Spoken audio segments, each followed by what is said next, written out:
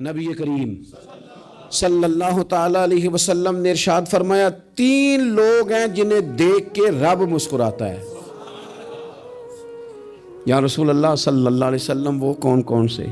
تو محبوب فرمانے لگے ایک وہ بندہ ساری مخلوق سوئی ہے، آدھی رات ہے، رات کا پچھلا پہر ہے، اس نے اٹھ کے وضو کر لیا، مصلی پہ کھڑا ہو گیا خدا کی یاد میں، فرمایا اسے دیکھ کے رب مسکراتا ہے جو اس کی شان کے لائق ہے۔ مسکراتا ہے اللہ، یہ تو سونے کا ٹائم تھا، یہ تو گہری نیند آنے کا وقت تھا، رات کا پچھلا پہر، رات پوے تے بے درداں نو نیند پیاری آوے تے درد منداں نو یاد سجن دی ستیاں وی آن جگاوے، اور ساون کی کالی راتوں میں جب بوندا باندی ہوتی ہے، وہ راتوں کو اٹھ اٹھ روتے ہیں جب خلقت ساری سوتی ہے، اللہ مسکراتا ہے۔ اور سننا میرے بھائی، میرے نبی پاک صلی اللہ تعالی علیہ وسلم فرماتے ہیں جب مسلمان نماز کے لیے صفیں بناتے ہیں نا، ترتیب لگ رہی ہوتی ہے، اب اللہ کی بارگاہ میں کھڑے ہوں گے، قیام کریں گے، رکوع کریں گے، سجود کریں گے، فرمایا جب مومن صفیں بناتے ہیں تو رب دیکھ کے مسکراتا ہے، مسکراتا ہے۔ کمال ہو گئے عروج بندگی کا، جب بندے کو دیکھ کے رب مسکرائے، خدا بندے سے خود پوچھے بتا تیری رضا کیا ہے، مسکراتا ہے۔ اور میرے نبی پاک علیہ السلام فرماتے ہیں جب مجاہد جہاد کے لیے صفیں سیدھی کرتے ہیں، آج تو یہ رب کے نام پہ مرنے ہی آ گئے، یہ صفوں میں کھڑے ہوں گے، ترتیب سے لڑیں گے، ترتیب سے گلا کاٹیں گے کافروں کا یا شہادت لیں گے۔ فرمایا جب جہاد کے لوگ صفیں بناتے ہیں تو رب انہیں دیکھ کے مسکراتا ہے۔ کتنے نصیبوں والا وہ بندہ ہے جسے دیکھ کے مسکرا دیا۔ او یار کبھی تیرا بیٹا تیرے سامنے مسکرائے نا چھوٹا تو تیرا دل باغ باغ ہو جاتا ہے۔ تیری ماں بیمار کسی ایک دن صحیح طرح ہنس پڑے تو طبیعت خوش ہو جاتی۔ مجھے بتاؤ نا جس کا رب بھی اسے دیکھ کے ہنس پڑے، جو اس کی شان کے لائق ہے، کیا اس بندے کے نصیبیں ہیں، کیا اس کے مقدر ہیں۔ آپ اس مقام پر اپنے آپ کو لائیں۔ اب دیکھیں نا یہ حدیث آپ نے سن لی، اب ہم نے نا اس طرح صفحے نہیں بنانے جس طرح ساری دنیا، اب ذرا صفحے بھی شوق سے بنائیں گے، آپ ذرا تھوڑا سا شوق پیدا کریں گے، بھئی یہ تو میں وہ کام کرنے لگا ہوں جسے دیکھ کے رب مسکراتا ہے۔ نبی پاک صلی اللہ علیہ وسلم نے فرمایا جب کوئی بندہ توبہ کرتا ہے نا، ہم توبہ کا رٹا لگاتے ہیں، یا اللہ میری توبہ یا اللہ۔ اور توبہ کا تو مطلب یہ ہے کہ پچھلے گناہوں سے پکی توبہ، آج کے بعد یہ غلطی نہ کرنے کا پکا وعدہ۔ تو نے ساری شب برات رو کے گزاری ہے، بتا سویرے جھوٹ جوڑنے کا ارادہ ہے تیرا، آج کے بعد رشوت تو نہیں نہ لے گا، ملاوٹ تو نہیں نہ کرے گا، یہ توبہ ہے۔ اور اگر سارے کام اسی طرح کرنے تو پھر یہ توبہ کا رٹا ہے، جتنا مرضی لگاؤ۔ حضرت علی بن ربیعہ رضی اللہ تعالیٰ عنہ فرماتے ہیں میں مولا علی کے ساتھ تھا، مقام حرہ کی طرف جا رہے تھے، حضرت علی نے ہاتھ اٹھا کے دعا مانگی ہماری تعلیم کے لیے، ورنہ حضرت علی ہم صحابہ کو محفوظ عن الخطا تو مانتے ہیں نا، ہاتھ اٹھا کے کہا اے اللہ ہمارے گناہ بخش دے، تیرے علاوہ کوئی معاف کرنے والا نہیں۔ اور پھر حضرت علی آسمان کی طرف دیکھا اور دیکھ کے نا حضرت علی بن ربیعہ کو تو مسکرائے۔ حضرت علی بن ربیعہ کہنے لگے حضور مسکرائے کیوں ہو؟ فرمانے لگے ایک دن میں حضور کے ساتھ اسی طرح آیا تھا، اسی طرح حضور نے دعا فرمائی تھی ہماری تعلیم کے لیے، اور پھر حضور مجھے دیکھ کے مسکرائے تھے اور فرمایا جب کوئی بندہ رب کی بارگاہ میں اس طرح استغفار کرتا ہے تو رب مسکراتا ہے، اور مسکرا کے فرماتا دیکھ لو میرے بندوں کو پتا ہے کہ میرے علاوہ معاف کرنے والا کوئی نہیں، انہیں پتا ہے، تم اس کی بارگاہ میں رجوع تو لاؤ، آؤ تو صحیح دو آنسو لے کر۔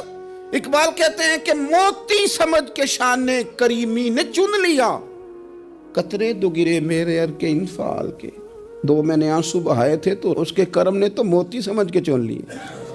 سنو نا حضور اس استغفار کو اللہ کو یار رات کو توبہ کر کے سونا چاہیے ہمیں۔ کچھ غلطیاں ہم کرنا نہیں چاہتے پر ہم سے ہو جاتی ہیں، کچھ دل ہم توڑنا نہیں چاہتے پر وہ ٹوٹ جاتے ہیں، ہماری مجبوری ہوتی ہے ٹوٹ جاتے ہیں۔ رات کو اس کی بارگاہ میں ہاتھ باندھ کے کشکول طلب دراز کر کے خوب استغفار پڑھنا چاہیے کہ مالک بندے ہیں نا کیا کریں، نفس کا ساتھ ہے، دنیا کا ساتھ ہے، خواہشات نفسانیہ، مالک معاف کر دے۔ درد سے توبہ، رسم نہ ہو، کہانی نہ ہو، لفظ نہ ہو، جملے نہ ہوں، اور جناب ایسے لوگوں کے بیچ بڑے ہاتھ باندھ کے اور بڑا کوئی ضرورت نہیں. آپ اکیلے اپنی چارپائی پہ بستر کے اندر منہ دے کے بھی درد سے کہیں گے نا معاف کر دے تو وہ تو مہربانی بڑا ہے. میرے نبی پاک صلی اللہ علیہ وسلم مثال دیتے ہیں, فرمایا ایک آدمی صحرا میں جا رہا, صحابہ سے حضور خطاب کر رہے ہیں, فرمایا ایک آدمی صحرا میں جا رہا تھا, اس نے اپنی اونٹنی پہ کھانا پانی پیسے ہر چیز رکھی ہوئی تھی. صحرا تھا بہت بڑا, درمیان صحرا کے گیا تو تھوڑا سا سستانے کے لیے آرام کرنے کے لیے اونٹنی سے نیچے اترا. اب اس نے اونٹنی کی لگام اونٹنی کی نکیل اپنے سرہانے کے نیچے رکھی, ہاتھ کے ساتھ پکڑی اور سو گیا. تھوڑی ہی دیر کے بعد جب اس کی آنکھ کھلی تو دیکھا اونٹنی غائب ہے. صحرا میں وہ پیدل نہ آگے جا سکتا ہے نہ پیچھے جا سکتا ہے, نہ دائیں نہ بائیں, کھانے کو روٹی نہیں, پینے کو پانی کا قطرہ نہیں, تھوڑا ادھر بھاگا ادھر بھاگا, تھک گیا. کریم محبوب فرماتے ہیں وہ پوری طرح نڈھال ہو گیا اور مایوس ہو گیا, معاذ اللہ. مایوس ہو کے دوبارہ اسی جگہ آ کے لیٹ گیا جہاں پہلے لیٹا تھا. انتظار کرنے لگا کہ اب موت ہی آئے گی, آخری وقت ہے, اب نہ میں پیدل یہ صحرا کراس کر سکتا ہوں, نہ پیچھے جا سکتا ہوں, نہ کھانا ہے نہ پانی ہے, سوائے موت کے کوئی سہارا نہیں. حضور فرماتے ہیں وہ رستے میں دوبارہ لیٹ گیا. اچانک اس نے رخ بدلا تو اونٹنی سامنے کھڑی تھی. حضور نے صحابہ سے پوچھا بتاؤ نا اسے بھلا کتنی کو خوشی ہوگی. یا رسول اللہ جسے نئی زندگی مل گئی ہے.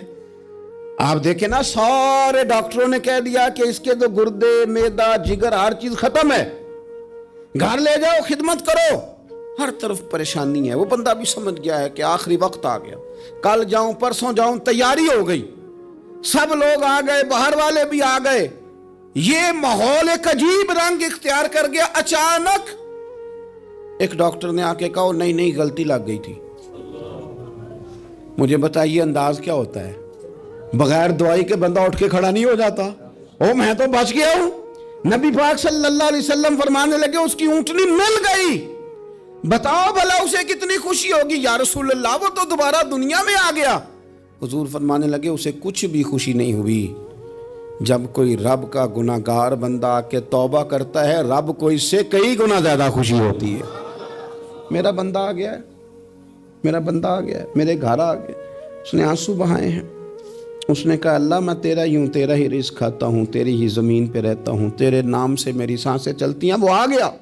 فرمایا اس اونٹنی والے سے زیادہ رب کو خوشی ہوتی ہے جب گناہگار آ کے توبہ کرتا ہے. گناہگاروں کے آنسو اس کی بارگاہ میں بڑے مقبول ہیں, لیکن ہم رسم ادا کرتے ہیں, توبہ نہیں کرتے. ہم اپنے آپ کے ساتھ دھوکہ کرتے ہیں, جھوٹ بولتے ہیں. ہم بندہ کوئی ناراض ہو جائے تو ہمیں کو نہیں نیند آتی, اس کے گھر چلے جاتے ہیں. ہم اپنے سارے رشتوں کو تعلقات کو مینٹین کر کے رکھنے کے عادی ہیں. ہمیں پتہ ہے کہ وہاں میں نہیں جا سکا تو بیٹا بھیجتا ہوں, فلاں شادی پہ میں نہیں جا سکا تو بھتیجا بھیجتا ہوں, بھائی بھیجتا ہوں. ہر تعلق کا ہم نے خیال رکھا کوئی روٹھ نہ جائے. لیکن کمال ہے نا, یہ نہیں سوچا کہ اگر رب روٹھ گیا تو جب وہ روٹھ جائے نا تو سارے رشتے بھی بندے کے پاس موجود ہوں تو کوئی کارآمد نہیں ہوتا. پھر کروڑوں روپیہ جیب میں ہوں تو ڈاکٹروں کی دوائیاں اثر نہیں کرتی. وہ روٹھ جائے تو پھر انسان اس طرح سے پھسلتا ہے کہ بڑے بڑے اس کے پاس دروازے ہوتے ہیں پر کسی جگہ اس کا ہاتھ نہیں لگتا. خدا را خیال کریں, دنیا روٹتی ہے تو روٹھ جائے, رب رسول ناراض نہ ہونے پائیں, اس کا خیال کریں. حضور فرماتے ہیں وہ مسکراتا ہے, اسے خوشی ہوتی ہے جب کوئی اس کا بندہ اس کی طرف رجوع کرتا ہے. میرے عزیزو, رسول پاک صلی اللہ تعالی علیہ وسلم نے ان لوگوں کے تذکرے کیے جنہیں دیکھ کے رب مسکراتا ہے. ہم نا گناہگاروں پر بھی فتویٰ دینے میں جلدی کرتے ہیں اور نیکی پر بشارت دینے میں بھی جلدی کرتے ہیں, حالانکہ یہ ہماری ذمہ داری نہیں. پتہ نہیں اللہ تعالیٰ کس کو کب توفیق توبہ دے کے اپنے قریب کر لے, لیکن بڑی جلدی ہے, بڑی جلدی فتویٰ دینے میں. اور یہ فتویٰ صرف مفتیوں کا نہیں رہ گیا, یہ میری طرح کے آپ کی طرح کے ڈھیروں لوگ ہیں جنہوں نے جیبوں میں فتوے ڈالے ہوئے. بھئی آپ نے کیوں ذمہ داری لے لی ہے جنت میں داخل کرنے کی اور نکالنے کی؟ یہ تو میرے رب کریم کا کرم ہے, وہ جس کو چاہے جب چاہے جتنا چاہے عطا کرے. لیکن کچھ لوگ نا بڑے پکے ہو گئے ہیں کہ شاید جو میں سوچ رہا ہوں وہی درست ہے.